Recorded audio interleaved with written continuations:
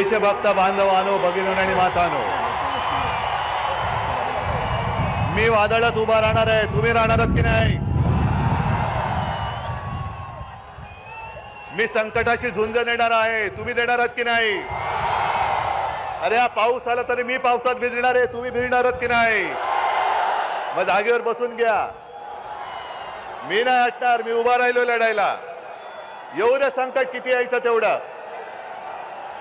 अरे छत्रपती शिवाजी महाराजांच्या महाराष्ट्रामधले आम्ही मर्द मावळे आहोत. अरे त्या संकटाला आम्ही चिरडून टाकलं तर हे संकट कोणतं आहे?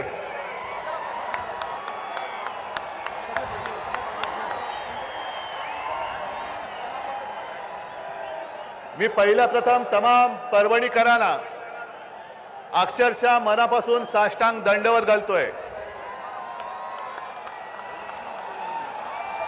कारण परभणी हा, होय मी म्हणतो, माझ्या शिवसेनेचा बालेकिल्ला आहे.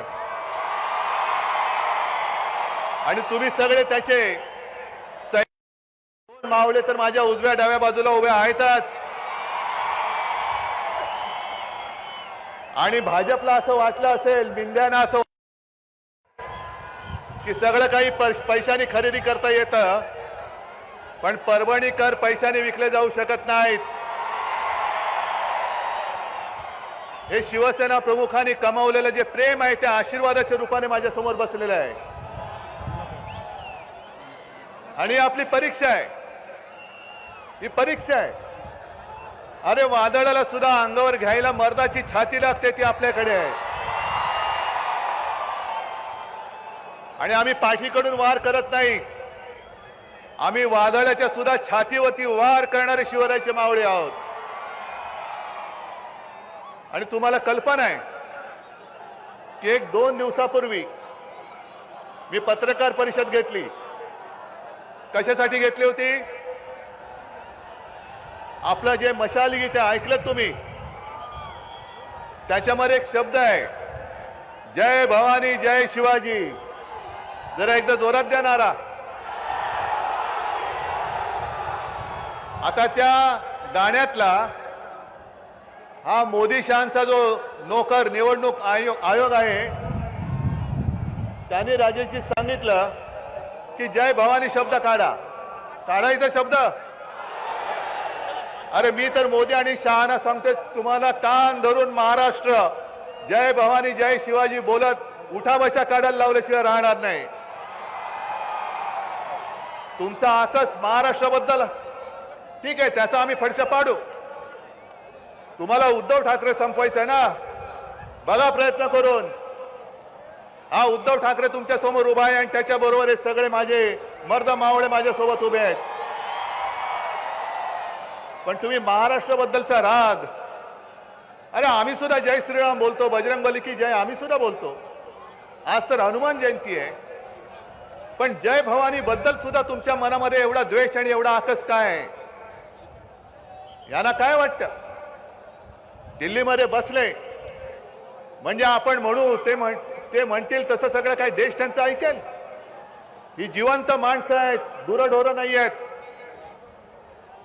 आणि अंगावरती आलात, प्रेमाने मिठी मारलीत, तेव्हा आम्ही तुमची साथ दिली होती. पण पाठीत वार केलात तेव्हा ही माझी वाघ नखं आता बाहेर आलेली आहेत. हे मध्ये मुनगट्टीवारांसारखी आम्ही काही शोबाजी नाही करत. वाघ नखं परत आणणार. बसा, स्वतःची नखं कापत बसा.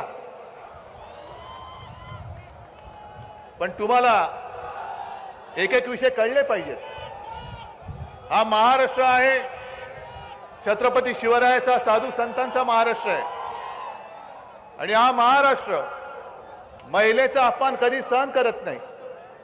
पण याच सरकारच्या मुनगट्टीवाराने त्यांना काय कोणत्या भाषेत बोलायचं मला कळत नाही. कारण विकृत बुद्धीचा माणूस आहे. बुद्धी भ्रष्ट मी म्हणत नाही, कारण बुद्धीच नाहीये, उघड बोलतोय.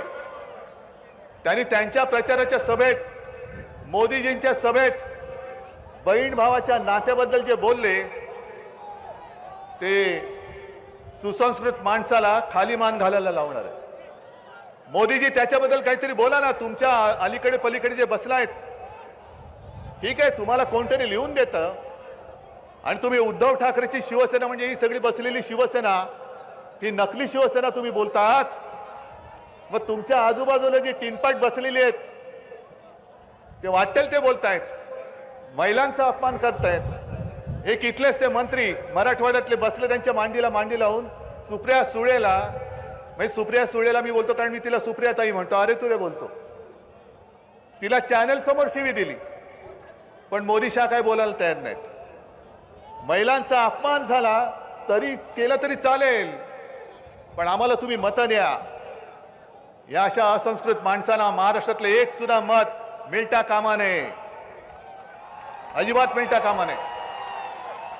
आज यांच्याकडे काही बोलायला मुद्दे राहिलेले नाहीयेत, वाटेल त्याच्यावरती बोलतायत, आपल्या घराणेशाहीबद्दल बोलतायत। अरे मी आहेच ना, मला माझ्या आई वडिलांचा अभिमान आहे। मी हिंदू हृदय सम्राट शिवसेना प्रमुख बाळासाहेब ठाकरे आणि माझ्या माचा मी पुत्र आहे।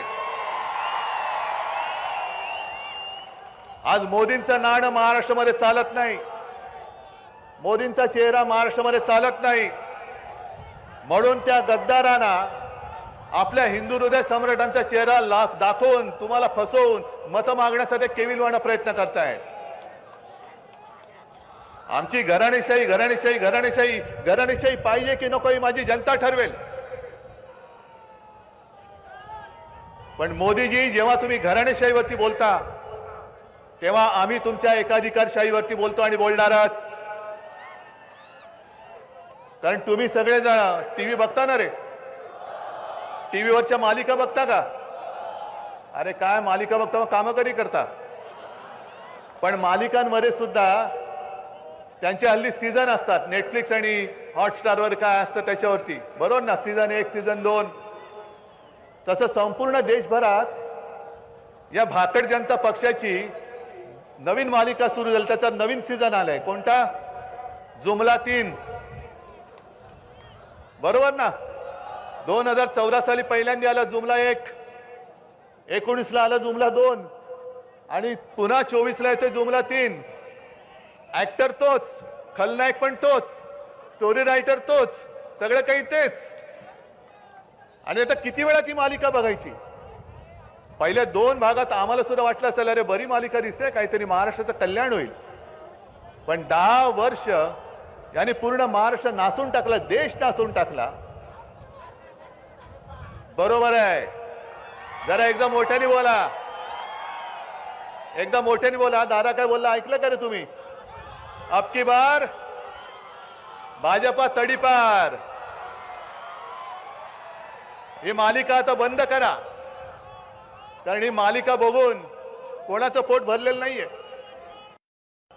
आपल्या डोळ्यात देखत आपला महाराष्ट्र लुटतायत, महाराष्ट्रातले उद्योगधंदे लुटतायत, जे माझ्या आपल्या महाराष्ट्राच्या हक्काचं आहे हे कुठे घेऊन जात आहेत?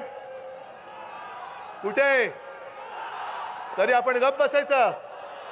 तरी यांना पुन्हा मत द्यायचं का बंडू सारखा? कारण मी संजय बोललो तर कोण ओळखणार नाही, त्याला बंडूच बोललं पाहिजे। एक त्यांनी विकलेलं नाहीये। आणि तुमच्या परभणीकरांसाठी दिल्लीमध्ये सुद्धा जो लढतोय त्याला किती मताधिक्याने निवडून देणार? 2 का 5? मला मताधिक्य तर जास्त पाहिजेच, पण समोरच्याचं डिपॉझिट जप्त करून मला यावेळेला विजय पाहिजे।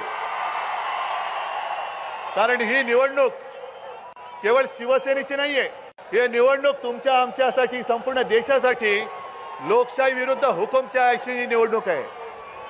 तुमचं मत तुम्ही कोणाला देणार? हुकुमशाहीला देणार की लोकशाहीला? नक्की आणखीन काय बोलण्याची आवश्यकता आहे? मग आपला निर्धार पक्का आहे? सगळं काही बदललेलं नाहीये परभणीत, फक्त एक गोष्ट बदलले। काय बदलले? निशाणी। निशाणी काय? निशाणी काय? निशाणी आणि विजय होणार विशाल। सगळ्यांना धन्यवाद देतो। जय हिंद, जय महाराष्ट्र।